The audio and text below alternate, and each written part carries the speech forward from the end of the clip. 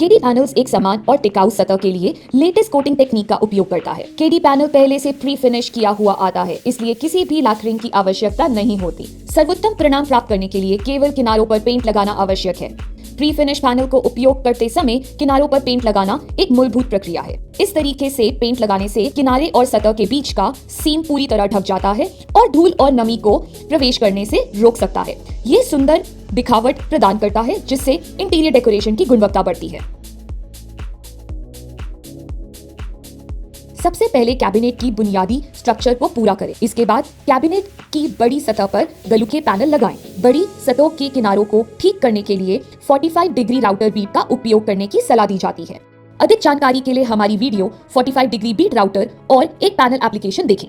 Lamination को सुविधाजनक बनाने के लिए असेंबल से पहले किया जाना चाहिए।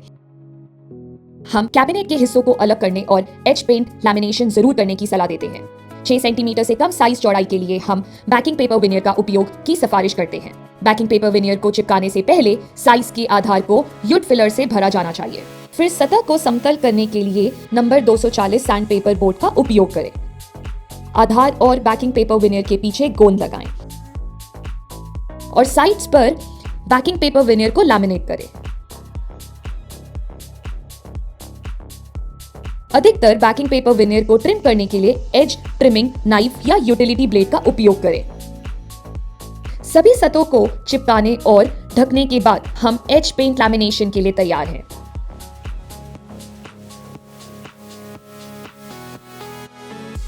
पहले ट्रिम किए गए एज को चिकना करने के लिए नंबर 240 सैंड पेपर का उपयोग करें। फिर नंबर 400 सैंड पेपर के साथ तब तक घिसें जब तक एज पूरी तरह चिकना ना हो जाए।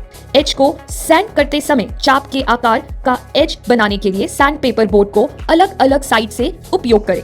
याद रखें, किनारों को घिसते समय सैंड पेपर को सैंड बोर्ड पर लगाना जरूरी है। जब किनारा पूरी तरह चिकना हो जाए तब हम एज पेंट लगाने की प्रक्रिया शुरू कर सकते हैं। एज पेंट की बोतल को अच्छे से हिलाकर मिलाएं। पेंट ब्रश का उपयोग करें, इसे अच्छी तरह से मिलाएं।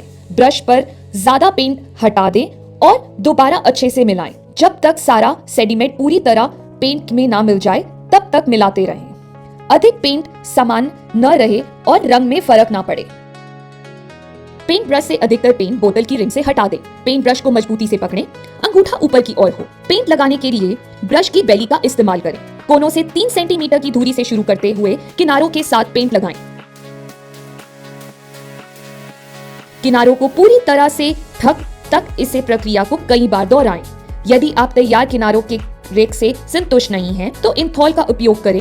किनारों से पेंट हटाएं और दोबारा पेंट करें। केडी पैनल प्री आइटम के लिए मैचिंग एज पेंट का प्रदान करता है। हालांकि लकड़ी की प्राकृतिक विशेषताओं के कारण पैनल और एज पेंट के बीच रंग का थोड़ा अंतर हो सकता है। यदि ऐसा है तो कस्टमाइज मिक्स के लिए अपने सेल्स रिप्रेजेंटेटिव से संपर्क करने के लिए आपका स्वागत है।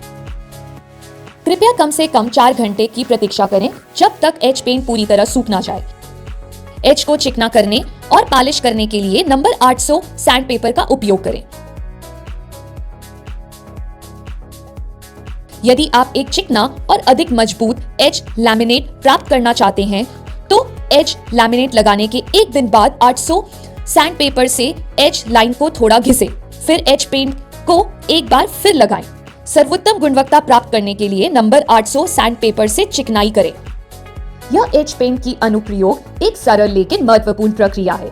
एक अच्छा एजिंग प्रक्रिया लकड़ी के काम को गुणवत्ता को बढ़ाता है और आपके फर्नीचर की प्रभावी रूप से सुरक्षा भी करता है।